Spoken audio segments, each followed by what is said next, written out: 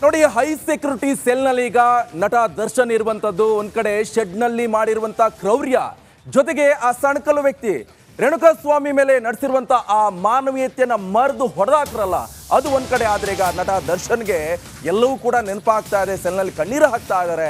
ಜೈಲಧಿಕಾರಿಗಳ ಶಿಸ್ತಿಗೆ ಬೆಂಡಾಗಿ ಹೋಗಿದ್ದಾನೆ ದಾಸ. ಸಿಬ್ಬಂದಿ ಮಾತು ಕೇಳ್ತಾ ಇಲ್ಲ. ಕೋರ್ಟ್ನಲ್ಲೂ ಕೂಡ ಬಲವಿಲ್ಲ ಈಗ ದರ್ಶನ್ಗೆ. ಕಾಟೇರ್ನಿಗೆ ಮಾನವ ಹಕ್ಕುಗಳ ಆಯೋಗದ ಕನವರಿಕೆ ಈಗ ಆಗ್ತಾ ಇದೆ. ಕೋರ್ಟ್ನಲ್ಲಿ ಆಗದ್ದು ಆಯೋಗದಲ್ಲಿ ಆಗುತ್ತಾ? ಹಾಗಾದ್ರೆ ಆಯೋಗಕ್ಕೆ ದೂರನ್ನ ನೀಡ್ತಾನ ಕೊಲೆ ಸಾರಥಿ ದರ್ಶನ್? ಯಾಕಂತ ಹೇಳಿದ್ರೆ ಕೋರ್ಟ್ನಲ್ಲೂ ಕೂಡ ಈಗ ದರ್ಶನ್ಗೆ ಬಲವಿಲ್ಲ. ಕೋರ್ಟ್ಗೆ ಏನು ಹೇಳ್ತು, ನಿಮ್ಗೆ ಏನು ಜೈಲ್ ಮ್ಯಾನ್ಯಲ್ನಲ್ಲಿ ಏನಿದೆ ಅದನ್ನು ಮಾತ್ರ ತಗೊಳಪ್ಪ ಅಂತ ಹೇಳ್ತು. ಬೆನ್ನೋವಿದೆ ನನಗೆ, ಪ್ಲಾಸ್ಟಿಕ್ ಚೇರ್ ಕೊಡಿ ಅಂತ ಹೇಳಿದ್ರು. ಓಹೋ, ಜೈಲ್ ಮ್ಯಾನ್ಯಲ್ನಲ್ಲಿ ಇದೆಯಾ, ಅದು ಕಾನೂನು ಪ್ರಕಾರ ಇದೆಯಾ, ಅದು ಆದ್ರೆ ತಕ್ಕು ಅಂತ ಹೇಳ್ತು. ಆದ್ರೆ ಈಗ ದರ್ಶನ್ ಕೊನೆಗೆ ಹೋಗಿರುವಂಥದ್ದು ಮಾನವ ಹಕ್ಕುಗಳ ಆಯೋಗದ ಮೆಟ್ಟಿಲನ್ನ ಏರೋಕೆ.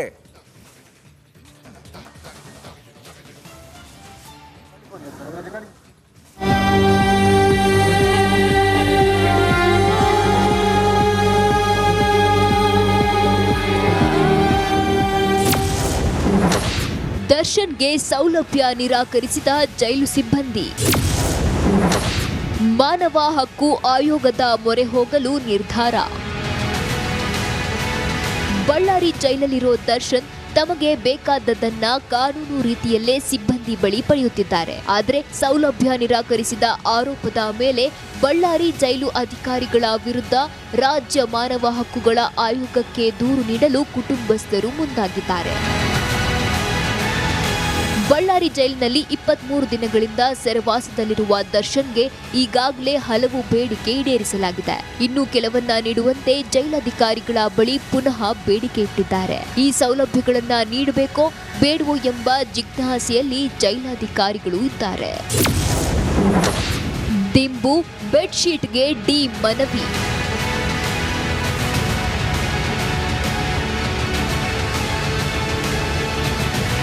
ನಿಯಮಾನುಸಾರ ದರ್ಶನ್ಗೆ ಈಗಾಗಲೇ ಟೆಲಿವಿಷನ್ ಹಾಗೂ ಸರ್ಜಿಕಲ್ ಚೇರ್ ನೀಡಲಾಗಿದೆ. ಈಗ ದಿಂಬು, ಬೆಡ್ಶೀಟ್ ಮತ್ತಿತರ ಬೇಡಿಕೆ ಇಟ್ಟಿದ್ದಾರೆ ಎಂದು ಹೇಳಲಾಗ್ತಿದೆ. ಗುರುವಾರ ದರ್ಶನ್ ಅವರ ತಾಯಿ ಮೀನಮ್ಮ ಮತ್ತು ಇತರ ಕುಟುಂಬಸ್ಥರು ಜೈಲಿನ ಸಂದರ್ಶಕರ ಕೊಠಡಿಯಲ್ಲಿ ಭೇಟಿಯಾದರು. ಬಳಿಕ ಈ ಬೇಡಿಕೆ ಇಟ್ಟಿದ್ದಾರೆ ಎನ್ನಲಾಗಿದೆ. ದರ್ಶನ್ರನ್ನ ವಿಚಾರಣಾಧೀನ ಕೈದಿಯಂತೆ ನಡೆಸಿಕೊಳ್ತಿಲ್ಲ ಎಂದು ಕುಟುಂಬದವರು ನಂಬಿದ್ದು ಎಸ್ಎಚ್ಆರ್ಸಿಗೆ ದೂರು ಸಲ್ಲಿಸುವಂತೆ ಅವರ ವಕೀಲರು ಸೂಚಿಸಿದ್ದಾರೆ ಎನ್ನಲಾಗ್ತಿದೆ. ದರ್ಶನ್ ವಿಚಾರಣಾಧೀನ ಕೈದಿಯಾಗಿದ್ದು ಆತ ಅಪರಾಧಿಯೋ ಅಲ್ವೋ ಎಂಬುದನ್ನ ನ್ಯಾಯಾಲಯ ನಿರ್ಧರಿಸಲಿದೆ. ಅಲ್ಲಿಯವರೆಗೂ ಅವರಿಗೆ ಸೂಕ್ತವಾಗಿ ನಡೆಸಿಕೊಳ್ಬೇಕು ಎಂದು ಕುಟುಂಬದವರು ತಿಳಿಸಿದ್ದಾರೆ ಎನ್ನಲಾಗ್ತಿದೆ. Bureau report, Republic Kannada.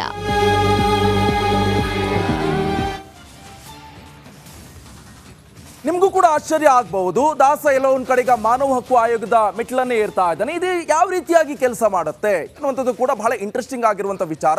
ಇದು ಯಾವ ರೀತಿಯಾಗಿ ವರ್ಕ್ ಆಗಬಹುದು ಎನ್ನುವಂಥದ್ದು ಕೂಡ ನಿಮಗೆ ಗೊತ್ತಾಗಬೇಕಾಗುತ್ತೆ. ನಾನು ಅದನ್ನು ಎಕ್ಸ್ಪ್ಲೈನ್ ಮಾಡ್ತಾ ಹೋಗ್ತೀನಿ. ಮಾನವ ಹಕ್ಕುಗಳ ರಕ್ಷಣೆಗಾಗಿ ಈ ಆಯೋಗವನ್ನ ರಚನೆ ಮಾಡಲಾಯಿತು ಬಹಳ ಪ್ರಮುಖವಾಗಿ. ಅದಾದ ನಂತರ ಏನಾಯ್ತು ಅಂತ ಹೇಳಿದ್ರೆ 12 ಅಕ್ಟೋಬರ್ 1993ರಂದು ಈ ಆಯೋಗವನ್ನ ರಚನೆ ಮಾಡ್ತು. ಈ ಆಯೋಗದ ಕೆಲಸ ಯಾವ ರೀತಿಯಾಗಿರುತ್ತೆ? ಇದು ಸ್ವಾಯತ್ವ ಸಾರ್ವಜನಿಕ ಆಡಳಿತ ಸಂಸ್ಥೆ ಆಗಿರುತ್ತೆ. ಆತ ಕಳ್ಳ ಸುಳ್ಳ ಅಥವಾ ಕೊಲೆಗಡುಕಾತ್ ಯಾವುದು ನೋಡಲ್ಲ. ಮಾನವ ಹಕ್ಕುಗಳಿಗೆ ಧಕ್ಕೆ ಆದ್ರೆ ಮಧ್ಯ ಪ್ರವೇಶವನ್ನ ಮಾಡಬಹುದು. ಇದು ಕೊನೆಗೂ ನೋಡೋದಿದು ಮನುಷ್ಯ ಅನ್ನೋದನ್ನ ಒಂದನ್ನೇ ನೋಡುತ್ತೆ. ಅವನು ಮಾನವ, ಅವನು ಮನುಷ್ಯ, ಅವನಿಗೆ ತೊಂದರೆ ಆಗ್ಬ, ಅವನು ಕೊಲೆಗಡುಕ ಆಗಲಿ ಉಗ್ರಗಾಮಿ ಆಗಲಿ ಏನೇ ಆಗಲಿ, ಬೇಕಾದ್ರೆ ಕೊನೆಗೆ ನೋಡುವಂಥದ್ದು ಈ ಮಾನವ ಹಕ್ಕು, ಅವನು ಮನುಷ್ಯ ಅನ್ನುವಂಥದ್ದು. ಕೋರ್ಟ್ಗಳು ರಜೆ ಇದ್ರೆ HRC ಮಧ್ಯಸ್ಥಿಕೆ ವಹಿಸಬಹುದು. ಕೋರ್ಟ್ ಇನ್ ಕೇಸ್ ರಜೆ ಇದ್ದಂಥ ಸಂದರ್ಭದಲ್ಲಿ HRC ಕೂಡ ಅಲ್ಲಿ ಮಧ್ಯಪ್ರವೇಶ ಮಾಡಬಹುದು. ಮಾನವನಿಗೆ ತೊಂದರೆ ಆಗ್ತಾ ಇದೆ ಅನ್ನುವಂಥ ನಿಟ್ಟಿನಲ್ಲಿ ಕೂಡ ಆ ಕೆಲಸವನ್ನ ಮಾಡಬಹುದು. ಸಂತ್ರಸ್ತಿಗರಿಗೆ ಪರಿಹಾರ ನೀಡುವ ಬಗ್ಗೆ ಶಿಫಾರಸು ಮಾಡಬಹುದು. ಏನಾದರೂ ಪರಿಹಾರ ಕೊಡಬೇಕಾಗತ್ತೆ, ಅದನ್ನು ಕೂಡ ಮಾಡಬಹುದು.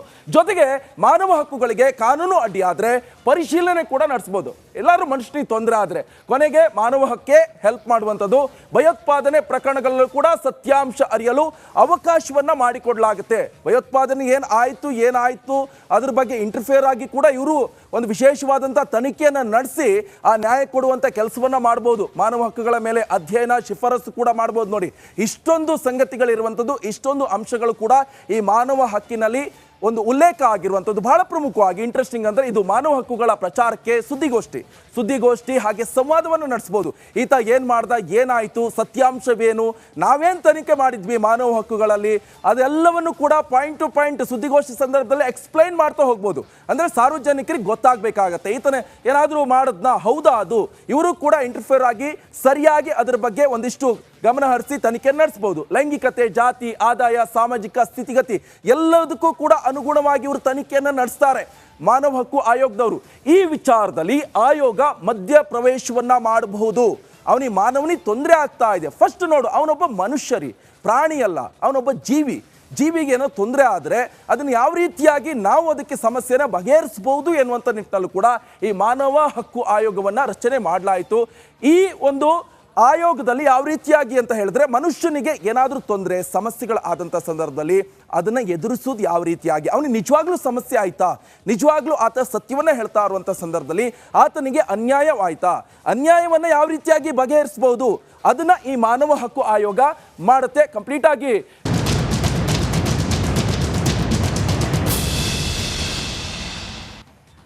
Welcome back. ಇನ್ನು ಪರಪ್ಪನ ಜೈಲಲ್ಲಿರುವಂಥ ಸಂದರ್ಭದಲ್ಲಿ ದರ್ಶನ್ನ ಯಾವ ರೀತಿ ಆಟಿಟ್ಯೂಡ್ ಇತ್ತು ಎಲ್ಲವೂ ಕೂಡ ನೋಡಿದ್ವಿ. ಆದರೆ ಈಗ ಬಳ್ಳಾರಿ ಜೈಲಲ್ಲಿ ದರ್ಶನ್ನ ಕ್ವಾಟ್ಲೆ ಎರಡ ಏನೇನೆಲ್ಲ ಡಿಮ್ಯಾಂಡ್ ಮಾಡ್ತಾ ಇದ್ದಾನೆ. ಹಾಗಾದರೆ ದರ್ಶನ್ ಎಕ್ಸ್ಪ್ಲೈನ್ ಮಾಡ್ತೀನಿ, ಒಂದೊಂದಾಗಿ ಬರ್ತಾ ಇದೆ ನೋಡಿ. ಬಳ್ಳಾರಿ ಜೈಲಿನಲ್ಲಿ ದರ್ಶನ್ ನಿತ್ಯ ಕಿರಿಕನ್ನು ಮಾಡ್ತಾ ಇದ್ದಾನೆ. ದರ್ಶನ್ ಯಾವ ರೀತಿ ಅಂತ ಹೇಳಿದ್ರೆ, ಅಲ್ಲಿನ ತನಿಖಾಧಿಕಾರಿಗಳಿಗೆ ಕಿರಿಕಿರು, ಜೈಲಾಧಿಕಾರಿಗಳಿಗೂ ಕಿರಿಕನ್ನು ಮಾಡ್ತಾ ಇದ್ದಾನೆ ದರ್ಶನ್. 2 ದಿನಕ್ಕೊಂದು ಡಿಮ್ಯಾಂಡನ್ನು ಇಡ್ತಾ ಇದ್ದಾನೆ ದರ್ಶನ್. 2 ದಿನ ಆದರೆ ಸಾಕು, ಒಂದೊಂದೇ ಡಿಮ್ಯಾಂಡು.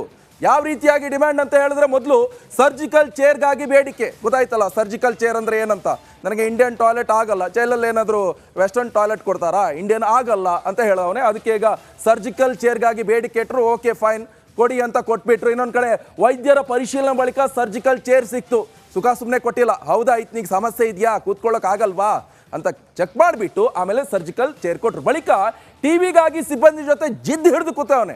ಟಿವಿ ಅಂದ್ರೆ ಆಗಲ್ಲ ಏನ್ರಿ ಮೀಡಿಯಾ ಅಂತೆಲ್ಲ ಕೇಳ್ದವನೆ. ಈಗ ಟಿವಿಗಾಗಿ ಜಿದ್ದು ಹಿಡಿದು ಕೂತವನೆ. ಅದು ಏನೋ ಒಂದು ಅನುಕಂಪದ ಮೇಲೆ ಕೊಟ್ಟರು. 2 ಬಾರಿ ಟಿವಿ ಬದಲಾಯಿಸಲಾಯಿತು. ಅದು ಹಾಳಾ ಟಿವಿ ಕೊಟ್ರಂತೆ, ರಿಪೇರಿ ಮಾಡ್ರಂತೆ. ಆ ಟಿವಿ ಬೇಡ, ನನಗೆ ಇನ್ನೊಂದು ಬೇಕು, ಹೊಸ ಶೋರೂಮಿಂದನೇ ಟಿವಿ ತಗೊಂಡು ಬಂದು ಕೊಡಿ ಅಂತ ಬೇಡಿಕೆ ಇಟ್ಟ. 32 ಇಂಚಿನ ಟಿವಿಯನ್ನು ನೀಡಿದ್ದಾರೆ ಜೈಲು ಸಿಬ್ಬಂದಿಯವರು. ಕಾಣ್ಲಿ ಅತ್ತ, ಆರಾಮಿಂದ ಇರಲಿ ಅತ್ತ, ಕೂತ್ಕೊಳ್ಳಿ ಅಂತ, ಬೇರೆ ಇವ್ರ ಬಗ್ಗೆ ಏನಾದರೂ ಮಾಹಿತಿಗಳು ಸಿಗ್ಲಿ ಅಂತ ಹೇಳ್ಕೊಂಡು ಟಿವಿಯನ್ನಂತೂ ಕೊಟ್ಟರು. 32 ಇಂಚಿನ ಹೊಸ ಟಿವಿಯನ್ನು ಜೈಲಾಧಿಕಾರಿಗಳು ನೀಡಿದ್ದಾರೆ. ಅದಾದರ ನಂತರ ಮುಂದೇನು, ಟಿವಿ ಆಯಿತು, ಚಾನಲ್ಗಾಗಿ ದರ್ಶನ್ ದೌಲತ್ ಶುರುವಾಯಿತು. ಚಾನಲ್ ಏನು ಕೊಟ್ಟರು, ಗೌರ್ಮೆಂಟ್ ಚಾನಲ್ ಅಂದರೆ ಚಂದನ, ಅದನ್ನು ನೋಡ್ಕೊಂಡಿರಪ್ಪ ಅಂತ ಹೇಳ್ಕೊಂಡು. ಆದರೆ ನನಗದು ಬೇಡ, ನನಗೆ ಬೇರೆ ಚಾನಲ್ಗಳು ಬೇಕು. ಮುಂಚೆ ಬಾಯಿ ಬಂದಂಗೆ ಹೇಳುವಾಗ ಎಲ್ಲ ಓಕೆ ಆಯಿತು, ಏನ್ರಿ ಮೀಡಿಯಾ ಅಂತ ಕೇಳುವಾಗ. ಇವಾಗ ಅದು ಬೇಡ, ಅದೇ ಬೇಕಾಯಿತು.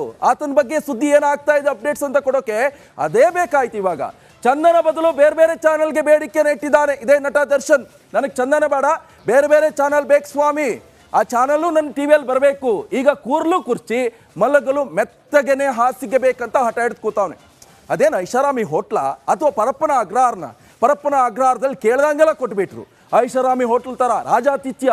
ಈಗ ಕೂರ್ಲನ್ನು ಕುರ್ಚಿ ಬೇಕು, ಮಲಗಲು ನನಗೊಂದು ಮೆತ್ತಗೆನೆ ಹಾಸಿಗೆ ಬೇಕು ಅಂತ ಈಗ ನಟ ದರ್ಶನ್ ಪಟ್ಟಿ ಹಿಡಿದು ಕೂತಿದ್ದಾನೆ ಜೈಲಾಧಿಕಾರಿಗಳಿಗೆ.